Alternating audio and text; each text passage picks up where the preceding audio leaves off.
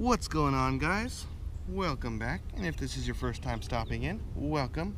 Today I wanted to go over the proper ways to clay bar a car because it's one of the most important steps in the detailing process, and I've seen countless cars on the road and in person where their detailing job looks great, but as soon as you really look at it, you can see the marring and the scarring and everything that has happened from an improper preparation work.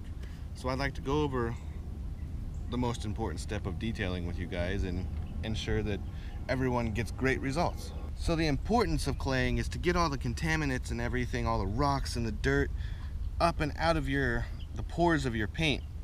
Get it up out of there. It'll restore optical clarity to your paint. It makes pearlescent paints really pop, but it also helps your waxes and your glazes and your sealants stick to the paint better. So let's go over clays. There are three grades of clay out there, which are a light grade clay, a medium grade clay, and a hard or a rough, I don't know, medium, high grade, hard grade. Let's go with hard. So the light grade clay is going to be for somebody who clay bars their car often.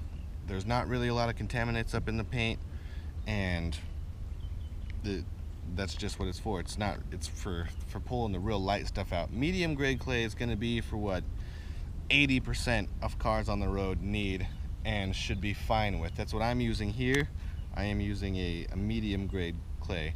And then the harsh grade clay is going to be for contaminants and things that you can rub your hand over the paint, and contaminants and rocks and dirt and things are still sticking to it no matter how much you rub it. You're going to want a really aggressive clay for that. Next is going to be your clay luber or your lubricant. I have a clay lubricant specifically for claying.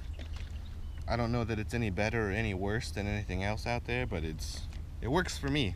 You could also use some soapy water. Just spray some car wash soap in your bucket. Soapy water is good enough. I wouldn't say it's the best. You'll probably have to use a lot more of it. Or just any quick detailer. Any quick detailer out there will work just as well. You want something with a really slippery surface to make the clay glide over your surface easier. Okay, so you've washed your car off, you've gotten all the surfing contaminants and all that stuff off, all the dirt and everything, and you're ready to start claying. I personally like to roll my clay bar up into a little ball and press it into like a tiny pizza. About 3 fingers width is normally what I like to use. It's most comfortable and you have less chance of dropping it. If you drop your clay bar, throw it away. Don't pick it back up and put the rocks and other things that it's just picked up back onto your paint. That's not good. So about 3 fingers width. Next, you want to lubricate your surface pretty liberally. Don't be shy with this stuff. I like to work personally in small, like 1/2 foot sections or so. When you're lubing your surface, go ahead and lube the clay itself and a little bit of your hand, just so the clay doesn't quite stick to your hand. And then begin in vertical or horizontal movements. Nothing diagonal, no circles. You're taking the contaminants in your paint and sticking them to the clay.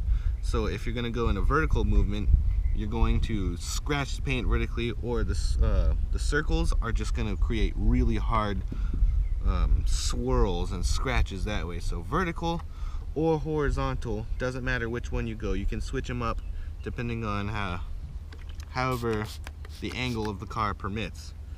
But just be sure that your clay is properly lubed while doing this. You want it to effortlessly glide across your paintwork.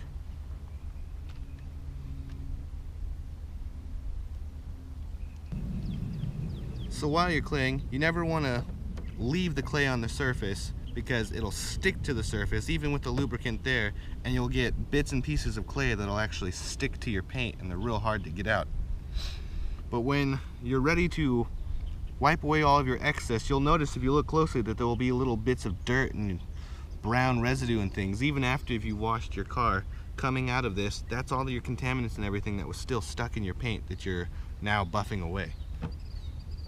So go ahead and get rid of all that excess grossness off of your paint, and go ahead and look at your clay bar. If you look really, really closely, you can see all of the rocks and the contaminant and all this disgustingness that you just pulled out of your paint that you couldn't even see with the naked eye. So when you've got all the rocks and the contaminant stuff on one side, you don't want to put that back on your paint and continue rubbing back and forth. The best way is, I like to fold it like a taco and twist. You want to twist everything back into it. You just want to knead it and get the cleanest possible side of clay that you can. So I just kind of like to twist a whole bunch, fold it and twist it, and fold it, just like you were to like make bread or something like that in the kitchen. And then from there, it's basically repeat the steps all over your car. You'll feel super, super glassy in the area that you've clayed versus somewhere you haven't clayed. It'll kind of feel like you're rubbing a little bit of sandpaper almost. Like you'll be able to feel how dirty your car really is after you've washed it.